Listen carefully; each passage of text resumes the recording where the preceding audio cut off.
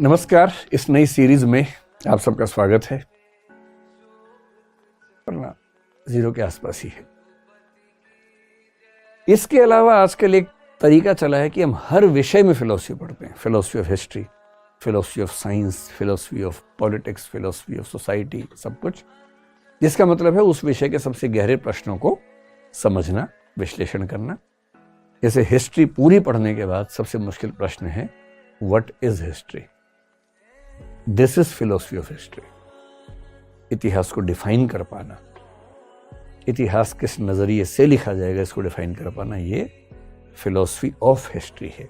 ऐसी philosophy of science होती है, फिलॉसफी ऑफ रिलीजन होता है, हर चीज की फिलॉसफी है, तो फिलॉसफी ऑफ फिलॉसफी भी हो सकती है। तो मेरी तरफ से आज की बातचीत पूरी हुई। अब आपके मन में कोई सवालात हो तो पूछिए जो आपको बेचैन कर रहे हो। बस ये ध्यान रखना कि सब लोग परेशान हैं, आपका सवाल उनको और बेचैन करेगा अगर गहरा सवाल नहीं हुआ तो। नमस्ते सर, मेरा नाम राजदीप है। राजदीप, हाँ सर, जैसे अभी आपने बताया कि हमारी जितनी भी क्रिया होती है उसके पीछे हमारे सोसाइटी का बहुत बड़ा फैक्टर होता है, हाँ। बहुत बड़ा हाथ होता है। हमारे सोचने में भी उसका बहुत बड़ा इन्फ्लुएंस होता है। तो ऐसे जितने फिलोसफर्स होंगे उनके भी बैकग्राउंड का बहुत बड़ा इम्पैक्ट होगा। एकदम। किसी फिलोसफर को ठीक से समझना हो, उसका स्पेस और टाइम समझ लीजिए, 70-80% समझ में आ जाएगा। अच्छा, जैसे सर एक टॉपिक पे अलग अलग फिलोसफर्स अपनी अपनी फिलोसफी देते हैं। अगर मुझे उस टॉपिक पे कंफ्यूजन है तो मेरे दिमाग में ऐसे कौन से पैरामीटर्स होने चाहिए जिससे मुझे ये लगे कि हाँ, इसकी फिलोसफी मेरी लाइफ में सबसे ज़्यादा प्रैक्टिकल है। देखो, मैं आपको ना एक बात से समझाता हूँ। जब मैंने फिलोसफी पढ़ा, मैंने फिलोसफी ना बीए में पढ़ा ना एमए में पढ़ा, मैंने आज तक फिलोसफी किसी स्कूल कॉलेज में नहीं पढ़ा। यूपीएससी की तैयारी करते हुए एक दो अटेम्प्ट के बाद मेरा मन हुआ कि विषय बदलता हूँ, क्योंकि मुझे नए विषय पढ़ने का शौक बहुत था। तो मैंने फिलोसफी लिया, फिर पढ़ा, मतलब अच्छे से, मतलब इत्मीनान से पढ़ा, आनंद लेके पढ़ा, और फिर कई साल पढ़ाया भी। तो मैंने फिलोसफी जिस गलत फहमी में लिया था वो ये थी कि मेरे मन में ये प्रश्न बहुत आते थे, आत्मा, परमात्मा, मैं मरूंगा तो क्या होगा, इस तरह के सवाल जो आपके मन में आते होंगे। मुझे किसी ने बताया कि इन सारे प्रश्नों का उत्तर फिलोसफी मिल जाता है। मैंने कहा बस, तो फिर बात खत्म, फिलोसफी लेंगे। आईएएस बने ना बने, उत्तर मिल जाना चाहिए। मतलब मेरी अप्रोच ऐसी थी, लेकिन वो अप्रोच बहुत अच्छी नहीं है। तो मैंने फिलोसफी को पढ़ा अच्छे से, और एक भी जवाब नहीं मिला, कोई जवाब नहीं मिलता है। तो फिर लोग सोचते फिर पढ़ाई क्यों। लेकिन एक फायदा हुआ। पहले क्या था कि मुझे गधा बनाना बड़ा आसान काम था। कोई आगे चार बातें बोल दे, मैं कहूँगा आप तो ठीक कह रहे हैं, एकदम ठीक कह रहे हैं, क्योंकि कुछ पता ही नहीं था। फिलोसफी पढ़ के ये हुआ कि दुनिया के किस किस विचारक ने किस किस विषय पर कितनी गहराई तक जाके बात की, वो सारी पढ़ ली। जैसे ईश्वर है, ईश्वर के अस्तित्व को सिद्ध करने के लिए 50 प्रमाण दिए गए, उनको खारिज करने के भी उतने प्रमाण दिए गए हैं। आपने दोनों पढ़ लिए। अब भी आपको नहीं पता, लेकिन अब आपको यह पता है कि किसी को भी नहीं पता, और उतना मुझे भी पता जितना किसी को भी पता है। अब कोई मुझे बहकाना चाहेगा तो वो एक तर्क देगा, आप हल्का सा मुस्कुराएंगे, आप कहेंगे तर्क नंबर 37 है, 36 और भी है भाई, मैं बताता हूं 36 और ले। तो फिलॉसफी पढ़ने के बाद एनलाइटेंड इग्नोरेंस होती है, उसके पहले इग्नोरेंस है। फिलॉसफी पढ़ के एनलाइटेंड इग्नोरेंस है, प्रबुद्ध अज्ञान है। जानता मैं अब भी नहीं हूं, जानता मैं तब भी नहीं था, पर अब मैं ये जानता हूं कि लोग कितना जानते हैं, और जितना कोई भी जानता है उतना मैं भी जानता हूं। इसलिए मुझे दबाव में आने की जरूरत नहीं है। इसलिए फिलॉसफी पढ़ने का मजा है कि कम से कम आपको ये पता हो कि दुनिया में भाई, ये जो पिछले 370 करोड़ साल की परंपरा है जीवन की, और चिंतन की परंपरा ले दे के 5000 साल की है। इस 5000 साल में कितने लोगों ने गहरा सोचा, हमें सारा क्यों नहीं पता होना चाहिए। एक किताब पढ़ने का मतलब पता क्या है, आपके 3 दिन लगे। उस व्यक्ति ने 30-40 साल के अनुभव से, ज्ञान से, रिसर्च से एक किताब लिखी, आपने 3 दिन में पढ़ ली। आप 3 दिन में 40 साल ज्यादा मैच्योर हो गए, वरना खुद पत्थर से पत्थर भिड़ा के चिंगारी निकालते रहते, कब तक निकालते भाई। इसलिए एक एक किताब पढ़ना आपको कई साल ज्यादा मैच्योर बनाता है, बूढ़ा नहीं बनाता है, समझदार बनाता है, कई साल ज्यादा समझदार बनाता है। यही फिलॉसफी के साथ है, साइंस के साथ भी है। साइंस में लेटेस्ट रिसर्च किसी भी विषय में तो पढ़िए, उसको कितना मजा आता है, पता लगता है कि ह्यूमन बीइंग कहां तक सोच पा रही है, अब हम लेटेस्ट कहां तक पहुंच गए। मतलब मैं तो उन लोगों में हूं जिनके लिए सबसे बड़ा सुख पढ़ना लिखना है, अगर आपका भी है तो आप भी पढ़िए। जो फिलॉसफी है ना, ज्ञान से मोहब्बत, मैं तो उस तरह की बीमारी मुझे है, आपको है तो आप भी एंजॉय कीजिए उसको। ठीक है। नमस्ते सर। नमस्ते, क्या नाम है सर आपका? मेरा नाम शिव शंकर शुक्ला है। शिव शंकर। हाँ, जी सर। बताइए। सर मैं ये पूछना चाहता हूँ कि आत्मज्ञान क्या होता है? जैसे होता नहीं है कि कहते हैं कि ऋषि मुनि सब या फिर कोई भी पुरुष चला गया हिमालय पर्वत पे, एकांत में जाके बैठा हुआ है, फिर उसको अचानक ऐसा ज्ञान प्राप्त हुआ कि वो एकदम बाबा बन गया, सब कुछ जानने लग गया। बाबा नहीं बन गया, संत बन जाते हैं भाई वो। हाँ, तो वही सर। आत्मज्ञान का मतलब भारतीय दर्शन में है आत्मा का ज्ञान, अगर आप आत्मा को मानते हैं तो। नहीं मानते तो चेतना का ज्ञान, या ये समझ पाना कि मैं क्या हूं और मैं क्या नहीं हूं। खुद को शरीर समझना ये आत्मज्ञान का अभाव है। खुद को उस धन संपत्ति सफलताओं से जज करना ये आत्मज्ञान का अभाव है। आत्मज्ञान का बेसिक मतलब है अपने मूल स्वरूप को जानना। भारतीय दर्शन में मोटे तौर पर इसका मतलब है आत्मा को जान लेना।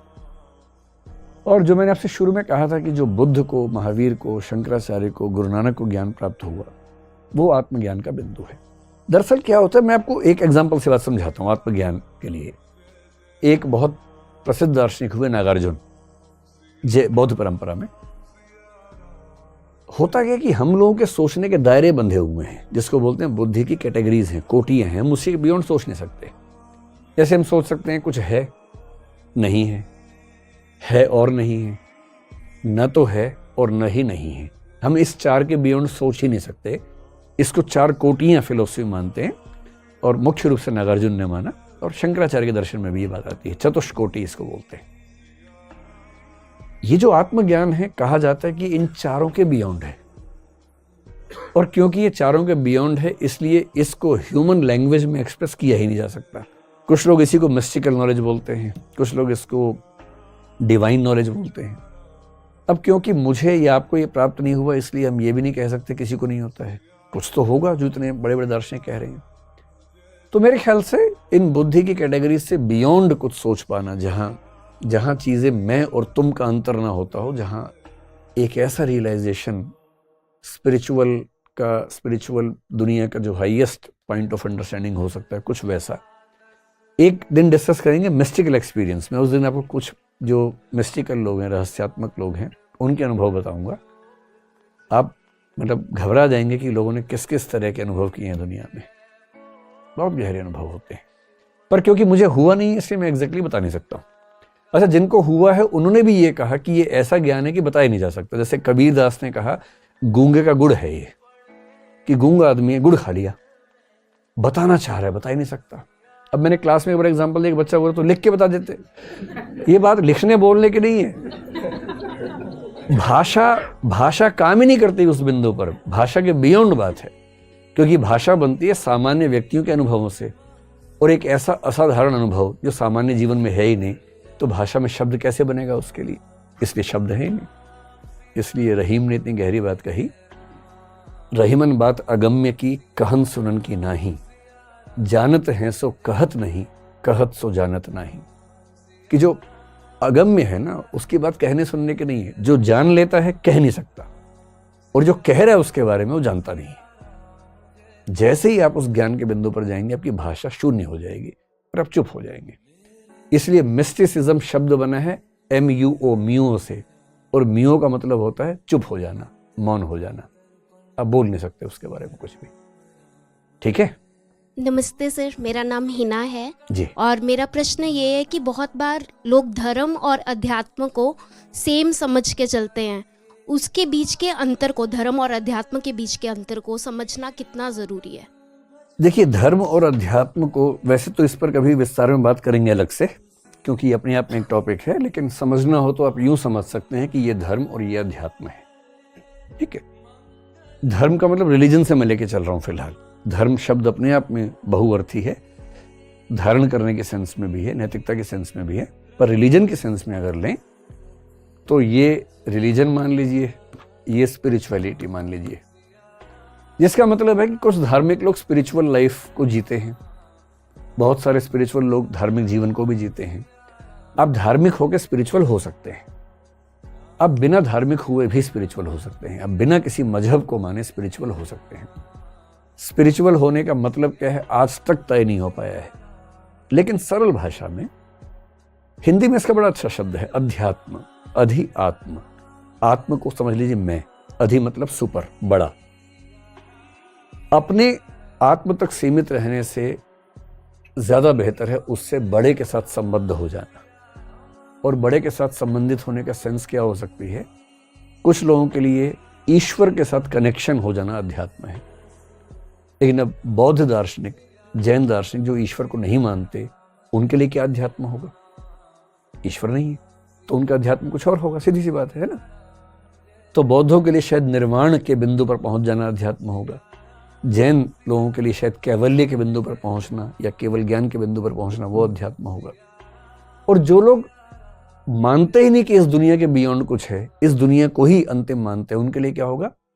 इस पूरे संसार के साथ एक तादात्म्य स्थापित कर लेना, जिसमें आपको पेड़ पौधों के साथ भी एक लिंक महसूस होने लगे, एनिमल्स के साथ भी लिंक महसूस होने लगे, मैं और तुम का अंतर ना बचे, हर चीज में मैं नजर आने लगे, वो अध्यात्म हो सकता है। ऐसा कई लोगों को होता है। इसको एक्सट्रोवर्टिव मिस्टिसिज्म कहते हैं फिलॉसफी में, कि आप मिस्टिकल एक्सपीरियंस के बाद आपको ब्रह्मांड के कण कण में ईश्वर दिखने लगा या मैं दिखने लगा। कुछ का इंट्रोवर्टिव होता है कि आंख बंद कर ली, अपने भीतर ही भीतर उनको सब कुछ नजर आ रहा है, लेकिन बाहर की दुनिया में रियलाइजेशन नहीं हो रहा। तो धर्म आम आदमी के लिए कठिन प्रश्नों के आसान उत्तरों और आस्थाओं का एक संगठन है, सिस्टम है, जो कि बहुत जरूरी भी है। आम आदमी गहरे प्रश्नों में टाइम नहीं खराब कर सकता, उसके पास शायद उतना सोचने का मतलब दमखम भी नहीं है कि वो उतनी गहरी बातों में जाना चाहेगा। तो वो मुश्किल प्रश्न जो हर किसी को परेशान करते हैं, उनके आसान उत्तरों का एक संकलन, एक मजहब होता है, एक धर्म होता है, ताकि लोग निश्चिंत रहें। उनको बस पता रहे, किसने पूछा कि कैसे होता है, अरे भगवान जी ने दुनिया बनाई है, कहेगा अच्छा अच्छा, बहुत बढ़िया बहुत बढ़िया। और आत्मा जो है वो अंदर है, कभी नहीं मरोगे। आपने जैसी का आत्मा अमर है, उसका भय खत्म हो गया मौत को लेके। कितनी अच्छी बात है। अब उसको क्या लग रहा है कि अच्छा अच्छा, शरीर वस्त्र है, आत्मा नित्य है, अच्छा तो कपड़े बदलना है, मतलब कि मृत्यु का मतलब क्या हो गया? कपड़े बदलना हो गया, सिर्फ भय खत्म हो गया। तो धर्म जो है, मजहब जो है, वो आम आदमी को सुकून देने का एक रास्ता है। मुश्किल प्रश्न